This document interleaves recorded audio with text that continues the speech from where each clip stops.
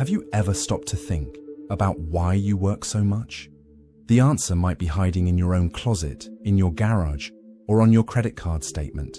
Most people believe they need money to be happy, but what if I told you that this pursuit is making you a prisoner of your own life? Henry David Thoreau, a thinker who lived in the 19th century, discovered something revolutionary. The cheaper your pleasures are, the freer you will be. Today you're going to understand how this simple idea can completely transform the way you live, work, and find happiness. Think about your routine for a moment. You wake up early, face traffic or crowded public transportation, spend 8 or more hours at a job you might not even like that much, come home tired and repeat everything the next day. Why? To pay the bills. But which bills exactly? That new car you needed to have, the brand name clothes filling your closet, the latest phone, the apartment in an expensive neighborhood, going out every weekend to expensive restaurants. The list is endless. Each item on this list represents not just money, but pieces of your life transformed into work hours. You're trading your freedom, your time, your energy for things. And the more things you have, the more you need to work to maintain them, fix them, replace them. It's a wheel that never stops turning. Let's do some quick math. That $5 coffee every day at work seems like nothing, right? But multiply it by 20 working days in the month. That's $100. In a year, $1,440. In 10 years, $14,400 spent just on coffee you could make at home for a fraction of the price. Now add lunch out every day, the streaming apps you barely use, the expensive gym you only go to twice a month, the clothes you buy on impulse and wear once or twice. Each small purchase seems harmless by itself, but together they create invisible chains that trap you. You don't realize it, but you're not working to live. You're working to sustain a lifestyle that advertising convinced you that you need to have. And there's something even more dangerous in this trap. It's not just your money that these purchases steal, it's your future. Every dollar spent on something unnecessary is a dollar that's not being invested in your freedom. It could be saved so you have the option to change jobs if you're not happy. It could be accumulated so you can take a sabbatical year and discover what you really want from life. It could be your security to face unexpected situations without despair. But instead, it's transformed into objects that lose value every day, into forgettable experiences, into things that make no real difference in your happiness. The saddest thing is seeing people trapped in jobs they hate because they can't leave. They've built such an expensive life that they've become hostages to their paycheck at the end of the month. The boss knows this. The bank knows this. Everyone knows it, except the person themselves, who created their own prison buying things they didn't even need to impress people who don't even care. And meanwhile, life goes by. The children grow up without your presence. Dreams are stored away for a future that may never come. Health deteriorates from stress. All this to maintain a standard of living that society told you that you should have. It was exactly against this prison that a man named Henry David Thoreau rebelled more than 150 years ago. In 1845, Thoreau built a simple cabin on the shores of a lake called Walden and went to live there alone for 2 years. He wasn't a hermit running away from society, but a thinker conducting an experiment. He wanted to discover what really mattered in life, far from all the distractions and social pressures. Thoreau's cabin measured only 10 feet by 15 feet. It cost $28 to build. He planted beans, fished in the lake, walked through the forest, read, wrote, and received visits from friends. His food was basic but nutritious. He had practically nothing that most people consider essential, but he had something much more valuable: time. Time to think, to observe nature, to simply exist without hurry. During this period at Walden, Thoreau realized that most people complicated life unnecessarily. They worked too much to buy things they didn't need, creating problems that wouldn't exist if they lived more simply. He calculated that he needed to work only 6 weeks a year to cover all his basic needs. The rest of the time was completely his, while his neighbors in the city worked all year long, worried about debts and appearances. Thoreau was free. Free to explore ideas, free to contemplate nature, free to live according to his own values. Thoreau wrote that true wealth isn't in having many things, but in having few needs. If you need little to be happy, any simple job gives you enough. You have options. You have power of choice. But if you need a lot, you're at the mercy of whoever can pay you well, even if that means selling your soul in a miserable job. Thoreau wasn't preaching poverty. He was showing that there's a huge difference between being poor and living with simplicity by choice. The poor person has no options. The person who chooses simplicity has all the options in the world because they're not tied down by artificial needs. The phrase that gives this video its title perfectly sums up his philosophy. The cheaper your pleasures are, the freer you will be. If your happiness depends on expensive things, you'll be a slave to money forever. But if you learn to find pleasure in the simple and cheap things in life, you free yourself. No one can take away from you the pleasure of watching a sunset. No one can charge you for the sound of rain. No one can split into 12 installments the smell of an old book. So let's talk about these simple pleasures that cost nothing or almost nothing. When was the last time you simply walked in a park and noticed the trees, the insects, the sunlight coming through the leaves? When was the last time you sat in a square to watch people passing by and imagine their stories? Walking is one of the most underrated pleasures that exist. It doesn't need to be a trail on a distant mountain. It can be in your own neighborhood, discovering streets you've never explored, noticing details you've never paid attention to. Walking calms the mind, exercises the body, connects you with the place where you live, and it costs absolutely nothing. Thoreau walked at least 4 hours every day and said these walks were essential for his physical and mental health. If you have a public library near you, you have access to thousands of books without paying a cent. Novels that transport you to other worlds, biographies that inspire you, philosophy books that expand your mind, poetry that touches your soul. All the knowledge and all the imagination of humanity are available for free. And even if you prefer to have your own books, used bookstores sell true treasures for ridiculous prices. A used book can cost less than a coffee at a trendy coffee shop, but it'll stay with you forever. Deep conversations with friends are another treasure that costs nothing. Not those superficial conversations about work and complaints, but real conversations about dreams, fears, ideas, memories, philosophy, about the meaning of life. These conversations happen best in simple settings: a walk in the park, coffee at home, a park bench. The best conversations happen when the scenery disappears, and all that's left are two people sharing honest thoughts. Learning something new can be completely free nowadays. The internet is full of courses, tutorials, documentaries, lectures. You can learn to play an instrument, speak a new language, cook dishes from any country, fix things, create things, all for free or for symbolic amounts. The pleasure of mastering a new skill is priceless. And paradoxically, the less you pay for this learning, the more you value it because you know it was your effort and dedication that made the difference. Meditation and mindfulness practices are powerful tools that cost nothing. Just sitting in silence for 10 minutes, paying attention to your breathing, can transform your entire day. It reduces anxiety, improves focus, increases well-being. There are free apps that guide you through the first sessions, but after that you don't even need them. Volunteering offers a deep satisfaction that buying never provides. Helping other people, contributing to your community, making a difference in someone's life. It can be at animal shelters, nursing homes, daycare centers, social projects, beach and park cleanups.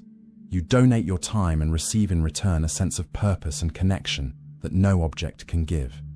Birdwatching has become a popular hobby because it combines nature, learning, and discovery at no cost. Download a free identification app. Grab a notebook to write down your discoveries and start paying attention to the birds around you. You'll be surprised by the diversity of species even in urban environments. Writing in a journal is free therapy. Putting thoughts on paper helps process emotions, solve problems, know yourself. It doesn't need to be anything elaborate or literary. Just you talking honestly with yourself about what you're feeling, thinking, living. Do a memory exercise now. Think of 3 moments when you felt truly happy, fully satisfied, at peace. Now answer honestly. How many of those moments involve spending a lot of money? Most people discover that their most precious memories are of simple moments. A special conversation with someone dear, a day at the beach, uncontrollable laughter over something silly, the smell of grandma's food, a sincere hug. They're almost never about expensive things they bought. Yet we continue spending fortunes chasing a happiness that's not for sale. But why do we do this? Why do we spend so much money on things that don't really make us happy? The answer lies in the trap of social status. From a young age, we're taught that our worth as a person is tied to what we own. Advertisements hammer this message every day. Social media amplifies this to the extreme, transforming life into a constant competition of who has more, who travels to more exotic places, who wears more expensive clothes, who eats at more sophisticated restaurants. The problem is that this pursuit of status through consumption is a bottomless pit. There will always be someone with a better car than yours. There will always be someone with a bigger house, with more expensive clothes, with more impressive trips. You can spend everything you have trying to impress others, and it will never be enough. It's a race that has no finish line. And worse, you're running in the wrong direction. The people you're trying to impress don't really care about you. They're too busy trying to impress other people. Think about brand name clothes. A basic t-shirt can cost $20 at any store or $200 if it has a famous logo printed on it. It's the same t-shirt, the same fabric, the same function, but you pay 10 times more just for the status of having that brand. And for what? So that people on the street look and think well of you for 2 seconds? These people don't know who you are.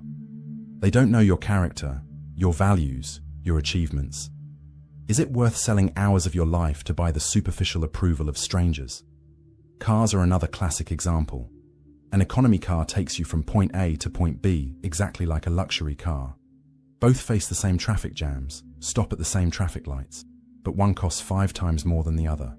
What does this price difference buy exactly? Status. The illusion that you're more successful, more important, and you'll work years more of your life to pay for this illusion. The big truth that no one wants to admit is that we seek status because we have insecurity. We think we're not good enough the way we are, so we try to compensate with external things. But this never works because insecurity is inside, not outside. You can buy all the luxury brands in the world and still feel empty inside.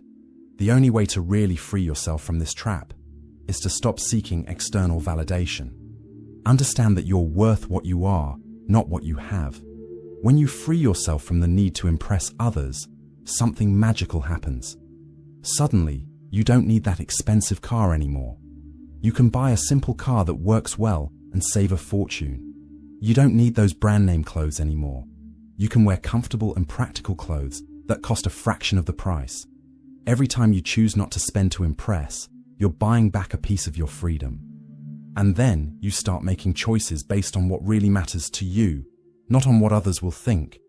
This is the first big difference between being a prisoner of consumerism and being free. Understanding the difference between real need and artificially created desire. Everyone needs housing, but do you need a huge apartment with 4 bedrooms if you live alone? Everyone needs transportation, but do you need a car if you live close to work and can walk? Everyone needs food, but do you need to eat out every day? Most of what we think we need are actually desires created by advertising and social pressure. Companies spend billions on advertising because they know exactly how to create artificial desires. They hire psychologists to understand your insecurities and then sell products promising to solve these insecurities. You feel ugly? Buy this expensive cream. You feel like a failure? Buy this luxury car. They transform vague desires into urgent needs. A powerful way to distinguish need from desire is to ask simple questions before each purchase. First, do I need this or just want it? Second, will this purchase improve my life significantly or just give me momentary satisfaction? Third, how long do I need to work to pay for this? Is it worth trading those hours of my life for this object? These simple questions can prevent countless impulse purchases. When you really need to buy something, that's when it makes sense to invest in quality. A good pair of shoes that last years is a better purchase than 5 cheap pairs that wear out quickly. Quality pans that last decades are more economical than cheap pans you need to replace every year. The difference is that these purchases aren't made for status or impulse, but because you identified a real need and chose the best long-term solution. The key is in being honest with yourself about what really improves your life versus what only feeds your ego or fills an emotional void temporarily. Smart purchases are those that solve real problems, that last, that add true value to your daily life. Learning to differentiate the two is fundamental to escaping the prison of consumerism. And when you start making only smart and necessary purchases, you discover you need much less than you imagined. This is the path to minimalism, which isn't about living without anything or in constant deprivation, but about consciously choosing what really matters and eliminating excess. Minimalism is freedom disguised as simplicity. The less you own, the less owns you. Think about your home for a moment. How many things do you have stored that you haven't used in months or years?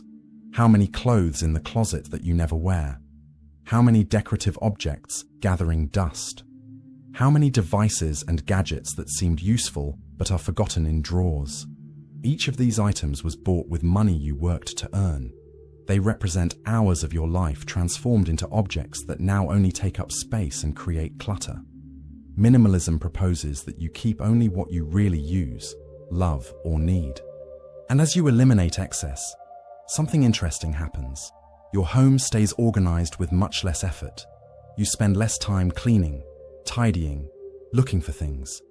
Your mind becomes clearer because there's less visual clutter around you. And mainly, you spend much less money because you develop immunity against unnecessary purchases. Reducing possessions also gives you flexibility and freedom. Want to move to a different city?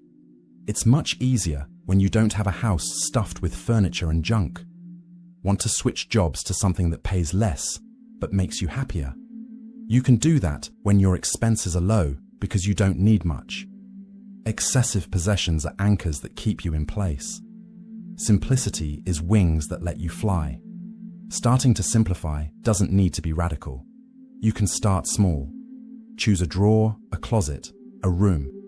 Take everything out and separate into 3 piles: things you use regularly, things that have real sentimental value, and everything else. The rest can be sold, donated, or discarded. Each item that leaves your house is one less weight, one more space to breathe. But there's an aspect of possessions we rarely consider: the hidden cost of expensive things. When you buy something expensive, the price tag is just the beginning. A luxury car doesn't just cost the price of the car. It costs much more expensive insurance, higher registration fees, maintenance at dealerships that charge a fortune, extremely expensive original parts. In the end, that car can cost double or triple the purchase price over a few years. A big house has the same problem multiplied. You don't just pay the higher price or rent. You pay more property tax, more electricity bills, because you have more rooms to light, more water, because you have more bathrooms. You pay more time cleaning all those rooms. You need more furniture to fill the spaces. Each additional square foot is a constant cost that never stops sucking your money and your energy. Expensive objects also bring constant worry. That very expensive watch makes you anxious every time you leave home. That designer bag stays stored because you're afraid to damage it. You're paying dearly for things that cause you stress instead of pleasure. Possessions should make your life easier, not complicate it. Compare this with simpler alternatives. An economy car costs less to buy, less to insure, less to maintain. If it gets hit, it's not a tragedy. A smaller apartment costs less in everything: rent, bills, cleaning, furniture. More money is left at the end of the month, and more time to live instead of taking care of empty spaces. And this brings us to a crucial point. Time is the true luxury. Money you can earn again. But time that's passed never comes back. Every hour you work is an hour of your life that you're trading for money, and then you take that money and trade it for things. At the end of the day, you're trading pieces of your life for objects. Let's do simple math. Let's say you earn $30 an hour worked. You're thinking about buying a brand name sneaker that costs $600. Divide 600 by 30. That's 20 hours of work. That means almost 3 full days of your life dedicated exclusively to paying for those sneakers. Now look at those sneakers again. Do they still seem worth 3 days of your life? Do this calculation with everything you want to buy. That new $3,000 phone, 100 hours of work, more than 2 weeks of your life. When you see the real price in terms of lifetime, many purchases suddenly seem like terrible deals. The most ironic thing is that people work so much to buy things that they barely have time to use or enjoy. You work months to pay for that new car and then spend 2 hours a day inside it, stressed in traffic. You work to pay for that big house and arrive there so tired, you just want to sleep. It's a life spent working to pay for small moments of rest that are never enough. Now imagine the opposite. Imagine you choose to live more simply. You live in a smaller, cheaper place. You have a simple car or don't have a car at all. You buy only what's necessary. With this, you need much less money per month, and needing less money, you can work fewer hours, or you can save much faster and retire years earlier, or you can choose a job that pays less but that you really enjoy doing. Suddenly, you have options. You have time. This is the true wealth that Thoreau discovered at Walden. He worked 6 weeks a year and had 46 weeks of free time. Most people today work 48 weeks a year and have only 4 weeks of vacation. Who's richer? The guy with the big house and imported car who spends 50 hours a week at the office, or the guy who lives simply and has time to do whatever he wants almost all year long? And there's a psychological trick that makes everything even more complicated. Our brain is programmed to get used to good things very quickly. Psychologists call this hedonic adaptation. Any new pleasure, especially material ones, loses its charm after a short time. You buy that dream new car, and for the first few weeks, you're on cloud 9. But a month passes, and that car is just your car. The initial pleasure completely disappears. This happens with everything. New smartphone, new clothes, new house, new furniture. At first there's that wave of satisfaction, but it passes quickly. The problem is that to feel that pleasure again, you need to buy something else new. It's a hamster wheel that never takes you anywhere. You're always chasing that peak of satisfaction that lasts very little time. Now compare with simple pleasures. Do you get tired of watching the sunset? No. Each one is different. Each one has its own beauty. Do you get bored of walking in nature? No. Because nature is always changing with the seasons, the weather, the light. Do you get tired of good conversations with true friends? No. Because people aren't objects. Each encounter is unique. Simple and cheap pleasures have something that expensive pleasures don't have: durability. The difference is that you can reactivate this simple pleasure anytime, for free, just by choosing to pay attention again. You don't need to buy a new sunset. It's already there, waiting for you to notice. But if you want to reactivate the pleasure of having new things, you need to spend money again. One is free and sustainable.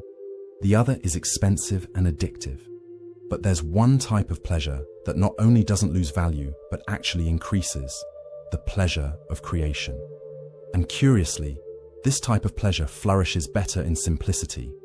When you have unlimited resources, you can buy ready-made solutions for everything. But when you have limited resources, you need to create your own solutions. And that's when creativity explodes. Think about the great artists, writers, inventors in history. Many of them created their best works precisely in the periods when they had fewer resources.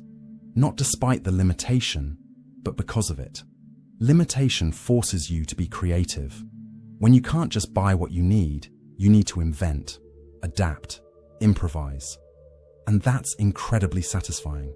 When you yourself create or fix something, you have a sense of accomplishment that no purchase can give. Boredom is also underestimated. We're so afraid of it that we fill every second with stimuli: social media, series, games, music, news. But it's precisely in moments of boredom that the best ideas arise. It's in boredom that you finally hear your own thoughts. It's in boredom that creativity finds space to grow. But let's return to the question of human relationships, because at the end of the day, they're what really matters. You can have everything and be miserable if you don't have good relationships. You can have little and be happy if you're surrounded by people who really care about you. And here's the good news. Genuine relationships don't cost money. Think about your important relationships. Do they improve when you spend money?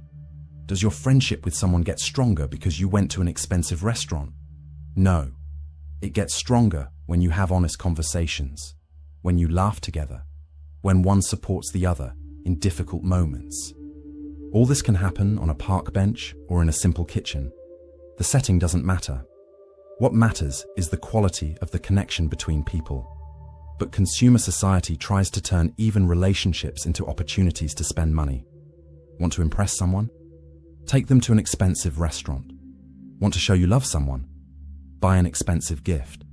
And so relationships become contaminated by consumption. The antidote for this is to go back to basics. Propose cheap or free activities and see who's really interested in your company versus who's only interested in what you can offer materially. Cooking together at home, playing board games, walking and talking, watching the sunset together, having a picnic in the park. These simple activities not only save money, but also reveal the true nature of your relationships. If someone only wants to be with you when you're spending money, that person isn't your real friend. But if someone is willing to spend an entire afternoon talking with you in a park, sharing a cheap snack, laughing at silly things, that person values your company. True relationships reveal themselves in simplicity, not in luxury. So invest your time in cultivating genuine relationships. Call that friend you haven't talked to in a while. Set up a simple coffee with someone dear. Organize a dinner at home with important people. Be truly present in conversations without looking at your phone. Offer help when someone needs it. These things build deep and lasting bonds, and they cost nothing but attention and intention. But let's return to the practical question. How to apply all this in real life? Simplifying life and buying intelligently doesn't mean never buying anything or living in deprivation. It means buying consciously only what's necessary and organizing your finances so they work in your favor. First step, identify your real needs. Make an honest list of what you really need to live well. Adequate housing, nutritious food, sufficient clothes, functional transportation. Be specific, but realistic. Second step, for each need, find the simplest and most efficient solution that fits your budget. Not the most expensive to impress others, nor the cheapest that will break soon. The one that offers the best cost benefit in the long term. Research well before buying. Don't buy on impulse. Third step, organize your finances clearly. Know exactly how much you earn and how much you spend. Write down all expenses for a month to understand your consumption pattern. You'll be surprised at how much money escapes in small daily purchases that seem insignificant but accumulate. Fourth step, define conscious priorities. What do you really not give up? For some people it's quality food. For others it's books or courses. For others it's having a quiet house. There's no universally right answer. There's what's important to you specifically. But be honest about it. Don't say something is a priority just because everyone says so. Discover your own priorities based on what really improves your life. Fifth step, eliminate or drastically reduce expenses that aren't real priorities. If you spend a lot on clothes but that's not a true priority of yours, cut it. If you pay for an expensive gym but rarely go, cancel it and exercise at home or outdoors. If you have 3 streaming services but only use one, cancel the other 2. Each small expense you eliminate is a little more freedom you gain. Sixth step, learn to distinguish between real opportunity and marketing trick. Promotions, flash sales, huge discounts, all this is designed to create artificial urgency and make you buy on impulse. A simple rule, if you weren't planning to buy that before seeing the promotion, don't buy it. It's not an opportunity, it's a trap. The best discount is the 100% you save by not buying. Seventh step, develop practical skills that reduce your dependence on spending money. Learning to cook saves fortunes compared to eating out and is also healthier. Learning to fix basic things around the house avoids having to call professionals for small problems. Each skill is a tool of freedom. Eighth step, Build an emergency fund before any other financial goal. Having the equivalent of 3 to 6 months of expenses saved gives you enormous security. You can face unexpected situations without despair. You can say no to a bad job because you have a safety cushion. This emergency fund is your freedom in the form of money. 9th step. After the emergency fund, invest consistently, thinking long term. It doesn't need to be a lot, but it needs to be regular. Even if it's $100 a month, over the years this grows and gives you future options. Each dollar invested is a step toward more freedom in the future. There's a guide that can help a lot in this process, an ebook that synthesizes all these principles in a practical and applicable way. It teaches you to identify real needs versus artificial desires, to make intelligent purchase choices that really add value, to organize your finances in a way that works for you, and to build a path toward financial freedom without deprivation or suffering. Buying with intelligence and purpose is radically different from buying on impulse or social pressure. It's understanding that each purchase is a choice about how you want to use your life's limited resources. It's building a solid financial life that gives you options instead of trapping you in obligations. It's possible to live well, very well, spending much less than you imagine. But there's still a deep belief that needs to be questioned: the illusion of security through money. Many people accumulate expensive goods thinking this brings security. Wrong. Actually, the opposite happens. The more expensive goods you own, the more vulnerable you become. The more you have to lose. The more you fear losing. The more anxiety these possessions bring instead of peace. True security doesn't come from accumulating objects. It comes from having useful skills that are valued in the market. It comes from having physical and mental health to face challenges. It comes from having solid relationships with people who support you. It comes from having knowledge and the ability to learn new things. It comes from having a flexible mindset that adapts to changes. All of these are forms of security that no one can steal from you. If you have valuable skills, you can earn money again if you lose everything. If you have health, you can work and recover. If you have good relationships, you have help and support when you need it. But if your only security is expensive objects, you're building on sand. A crisis, an accident, an economic change, and everything collapses. Now let's talk about an inexhaustible source of pleasure that's literally everywhere, available for free: nature. We live so long inside walls, looking at screens, that we forget we're part of nature. And our body and our mind know this. That's why we feel so good when we finally go out and connect with the natural world. Scientific studies show that just 20 minutes of contact with nature already significantly reduces cortisol levels, the stress hormone. Walking in green areas improves mood, decreases anxiety, and increases creativity. Observing natural landscapes accelerates recovery from illnesses. Our brain literally functions better when it's in contact with nature. And the most incredible thing is that you don't need to pay anything for it. Public parks exist in practically all cities. Squares, gardens, green areas along rivers or lakes, all free, waiting for you to show up. You can spend an entire afternoon sitting under a tree, reading a book, observing the world, and it costs nothing. Develop the habit of spending time outdoors every day, even if it's just 15 minutes. Make this a priority. Take off your headphones sometimes and simply listen to the natural sounds around you. Leave your phone in your pocket and really observe what's happening. Feel the air on your skin, the sun or shade, the heat or cold. Be present in your senses.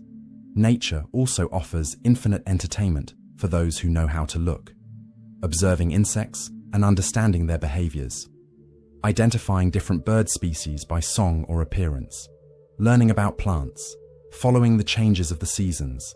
Photographing landscapes and natural details. All of these are deeply satisfying hobbies that cost little or nothing. So make nature your constant companion. Rediscover the free and inexhaustible pleasure it offers. You'll save money on entertainment. You'll improve your physical and mental health. You'll develop a deeper appreciation for life. And all this without spending a cent. But speaking of contentment versus temporary satisfaction, they're two completely different things. Temporary satisfaction is that quick pleasure you feel when you buy something new. It's intense, but passes quickly, and then you need the next dose to feel it again. Contentment is different. It's a calmer and more lasting state of peace and acceptance. Consumer society sells temporary satisfaction disguised as contentment. It makes you believe that if you buy that thing, then you'll be complete and at peace. But that's not how it works. You buy, feel the peak of satisfaction, it passes, and you're back to the same state as before. It's an emotional hamster wheel that never takes you to real contentment. True contentment doesn't come from adding things to your life. It comes from changing your perspective on what you already have. It comes from cultivating gratitude instead of greed. It comes from appreciating enough instead of always wanting more. It comes from deeply understanding that you already have enough, that you already are enough. Cultivating contentment is a daily practice. It starts with gratitude. Every day, preferably in the morning or before bed, think of 3 things you're grateful for. They can be big or small. Having health, having a place to live, having food on the table, having loved ones, having woken up another day. It seems simple, but shifting your focus from what's missing to what you have completely transforms your life experience. Another powerful practice is reducing comparisons. The main killer of contentment is comparison with other people. When you look at what others have and keep comparing yourself, you'll always feel bad because there's always someone with more. If your measuring stick is always what others have, you'll never be satisfied with what you have. Social media makes this absurdly worse because they only show the best moments of everyone's life. No one posts about boring days, problems, insecurities. And you compare your entire real life with the edited greatest hits of hundreds of people. Of course you feel inadequate. The solution is to develop awareness of when you're comparing yourself and interrupt that pattern mentally. Remind yourself that you're seeing an edited version. And mainly, remember that the only relevant comparison is between you today and you in the past. Are you better than you were a year ago? Are you growing, learning, evolving? That's what matters. So let's propose something concrete. A practical challenge that will show you in practice everything we've talked about so far. A 30-day experiment where you seek pleasure only in free or very cheap activities. For an entire month, you don't spend money on expensive entertainment, unnecessary purchases, things to impress others. You only spend on the absolute essentials: housing, basic food, necessary transportation, fixed bills. During these 30 days, you'll discover how many free pleasures exist around you that you've been ignoring. You'll walk more, observe more, read more, talk more, create more, learn more. You'll spend time in nature. You'll cook at home. You'll do simple activities with friends and family. You'll discover hobbies that cost nothing. You'll use creativity to have fun without spending. But the challenge has an equally important second part. You'll document how you feel and how much you save. Keep a notebook or digital file where every day you write a summary.